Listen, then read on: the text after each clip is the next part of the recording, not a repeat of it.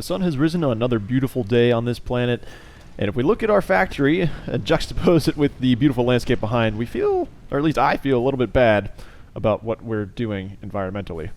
So on that note, why don't we keep on ravaging the environment by creating some more assembly lines?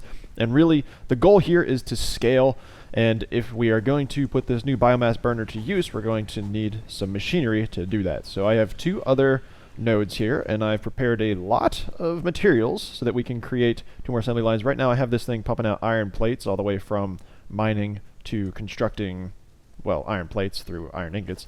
So we can throw a, that's not what I want, a miner. Let's put these on the hot bar.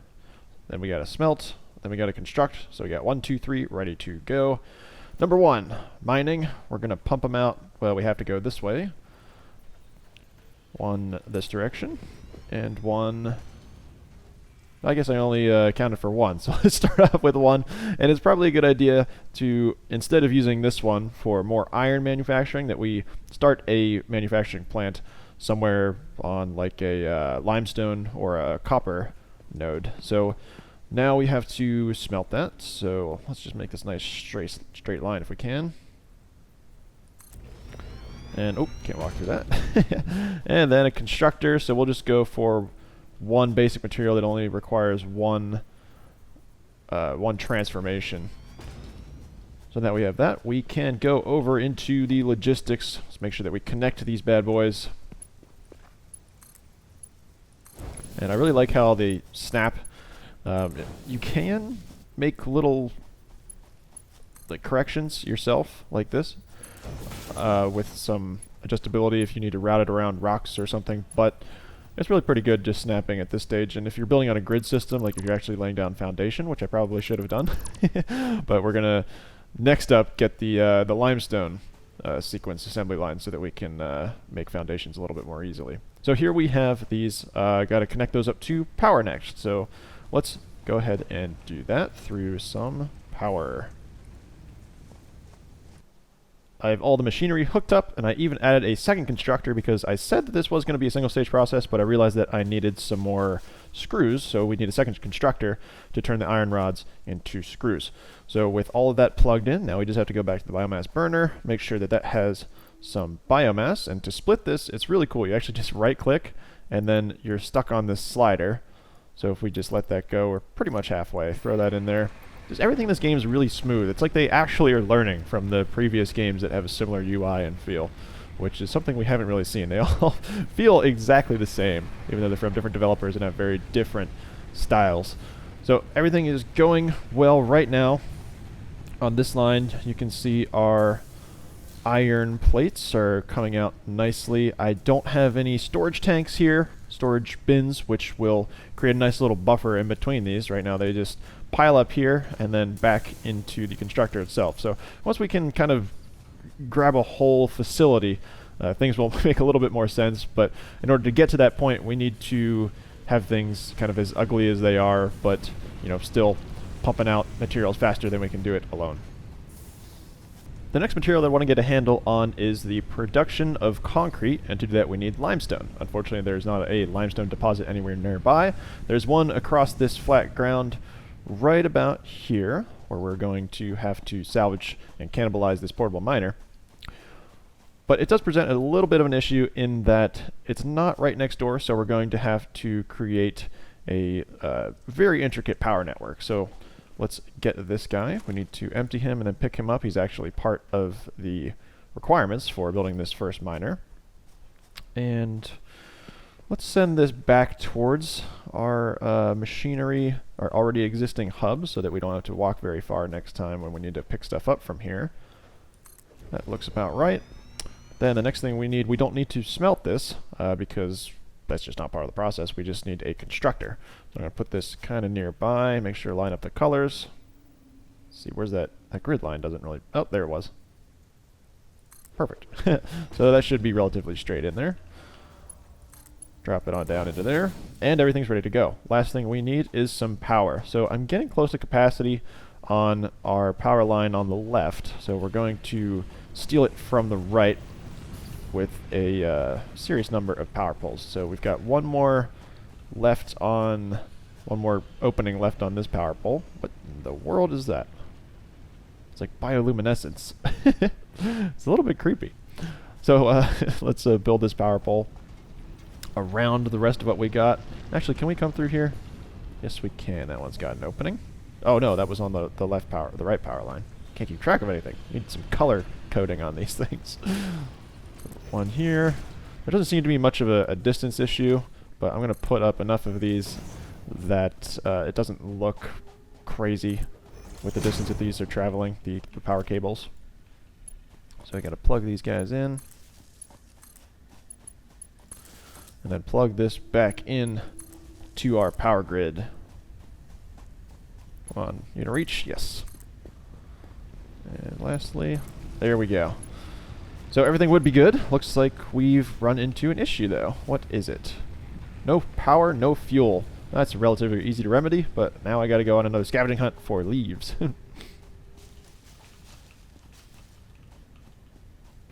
Okay, throwing the leaves into the biomass burner. And it looks like we've blown a fuse. It is overloaded, which means that we have too much drawing from this power grid. I need to shut some things off in order to get everything working again. So looks like we have a bunch of screws, 282. That actually doesn't make a whole lot of reinforced iron plates, but we don't need any more right now. So I'm going to shut off this whole side. And that will free up the rest of the power to distribute over to the other side. So let's go throw this fuse. And we're good. So we're only at 6 megawatts right now with everything going on over there, assuming that's at full capacity, which it's not yet, because I believe it needs to mine and then add some stuff to the constructor. And then once the constructor is working, it will be able to, hit its maximum capacity. It is flashing red. We can see. That means there is a problem. We need to go, I guess, select the recipe now that we have everything going in. So we're making concrete. And yes, okay, it is now getting the limestone that it needs in order to make concrete. Going back over there, see how much draw it is. 9 megawatts? I don't know, it doesn't matter, but it's probably still 6 megawatts. Okay, so 9 megawatts as we predicted. And that's just because it needs 3 total limestones to make 1 concrete. And so it's not always making concrete. It needs to wait for those 3. So I'm going to try and add as much into this as possible into the power grid without overloading it. So let's start up this guy. It's a 5 megawatt draw here, so that puts us up to 14. This one will take another 4, so that's 18. And I think that's about as much as we can do. So we can just create a bunch of iron ingots here. It should kind of accumulate in the smelter, and then once we're ready, we can shut off those 2 sections and then turn on the back half. But that's not a long-term solution. We're going to need to keep upgrading so that we can create more biomass burners and have more power output. And to do that, we need to go into our hub terminal for the last hub upgrade of this first section, where you can see that one of the rewards is the biomass burner. So let's go ahead and select that, and now we just have to get all those resources for the next upgrade. As you can see on the top right corner of the screen, one of the things that we'll need for this upgrade is a ton of copper wire, 500 to be exact. So we're going to do another assembly line this time, just the same thing that you've seen, but with copper. And unfortunately, the nearest copper is all the way over there somewhere, 191 meters away. So we're going to start off by creating a new power distribution line to accommodate that. So let's work off of... man, how are we doing this? These things are getting really ugly now. This is when I really wish we could color code this. So I'm going to go off of the left biomass burner, which is running one of the iron lines. Wow, these things really go far. I don't like having them cross like this, but we don't have a lot of other options here. So we're going to move up this hill. Put one right about here on this little ridge. And then where is that copper? Should be nearby. Here it is. Luckily we have a portable miner here, so I don't have to go and make another one all the way back there. Let's grab him. Come on. Ah, another one of these bugs. Okay, so it's not actually a bug. It's just me being dumb, which Happens a lot, admittedly. But what the problem currently is that my inventory is full, and that's why I can't pick it up. Maybe that should have been more clear somewhere, but nonetheless, it's not a bug. It's just something I wasn't interpreting correctly. So let's grab our miner, and which direction are we going to put this assembly line? I don't have any elevators, which are useful when you want to go vertically with conveyor belts, so I'm just going to have the conveyor belt kind of go that direction. So let's aim this over there, past these trees. Then we're going to need our smelter. Let's put this down a little bit farther. And input side over here. And then a constructor, just for the wire. So we're going to have to... You know what? Let's make a gigantic conveyor belt. And have the constructor all the way back next to this limestone thingy. So we'll put them next to each other as kind of friends, though we're going to make sure that we're using the correct power lines. So let's get them all hooked up to power first, because that is generally less interesting than the conveyor belts. So this one's all good. I got to walk back up there anyways, so let's get this conveyor belt ready to go. Gonna run out of iron plates for sure. I've got 40. I thought that would be enough, but it's definitely not going to be. So this is the vast majority of the ones I have right now. Move that back on up the hill. One of the cool things about conveyor belts is that you can actually jump on them and sort of have them conveyor you at faster speed than you would normally run without them. But unfortunately this is only going down, so to get up we're going to have to walk the whole way. So I got to go back and do some more grabbing of, or creating of, what do I need? Iron plates, that's the one. Armed with 55 more iron plates, I think I can finish off this conveyor belt now. So let's get it over. Oh, I did not aim that correctly, did I? Let's get this over into the smelter.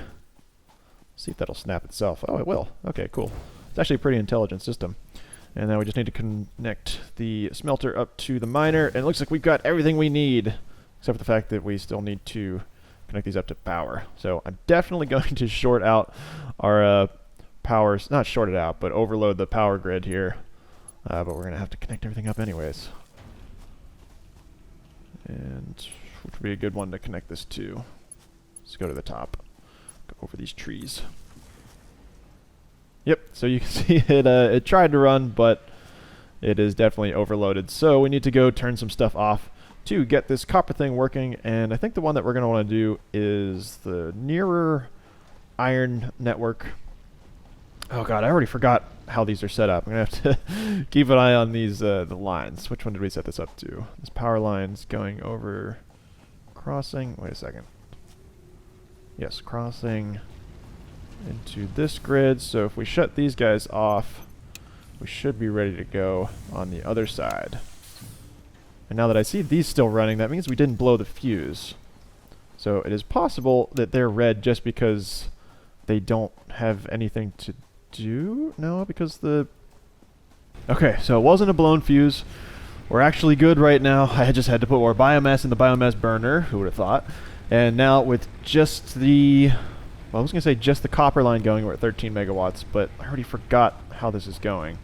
So this goes to this side, and these are all on standby. So yes, it is just the copper stuff that is drawing 13 megawatts. So very clearly we cannot have both of these lines running at the same time. But once we have enough copper wire, which you can see being produced here, with this amazing copper ingot conveyor belt. I'm just going to go up to the top and marvel at it. So we're well on our way. Oh my god, this corner right here. There's something about like the trees or the optimization. Every time I walk by this corner, I just get these stutters. But it's not necessarily fascinating. I don't know why I decided to mention that. Maybe just to explain why that's happening all the time, if you have noticed it. But we have finally a copper assembly line making some copper wire. And we're well on our way to getting this next hub upgrade. Actually, you know what? Let's just cut forward to when I have made all the necessary materials.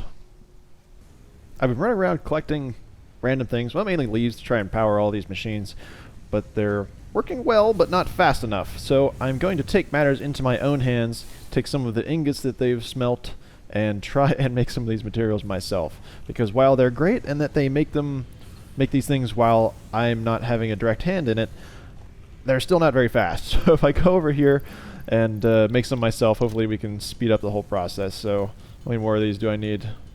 Well, actually, that should be enough of these, and I think I am pretty good with these as well. So thanks, kind of, machines, but you know, sometimes you want things done quickly. You've got to do it yourself. But now that I have all of these resources, I'm going to throw them in here and get ready for the next hub upgrade. Where are my walls? There they are. So we've got a bunch of cool stuff now. Man, I should have read all of the upgrades. Let's go back and take a look. What's happening? Oh, what is that? Ooh, that's a landing. This is cool.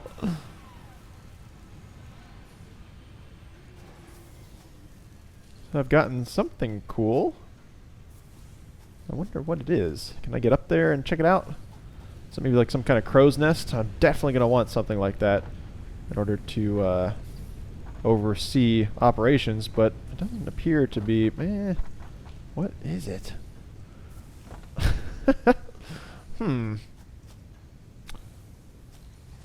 Oh well, I'll look it up and tell you guys a little bit later if it does have any function. But one of the things here that I have is MAM, which is some molecular analysis machine, and that's going to allow me to analyze these random things I've been picking up and find out if they have a use. So let's check out that green power slug, which I've gotten from, you know, just walking around and checking them out. There's one over there, one over there. There he is.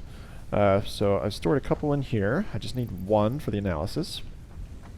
Throw it in there, and just like everything with this game, is going to take some time, precisely 5 minutes.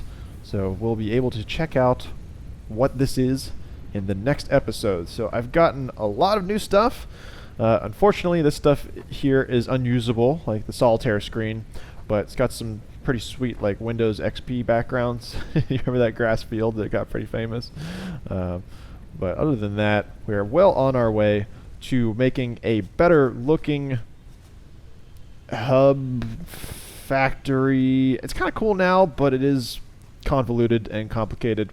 But next up, more biomass burners, more organization, more awesome, and more whatever this really awesome thing is that landed on here. So thanks for watching, and I'll see you guys in the next episode.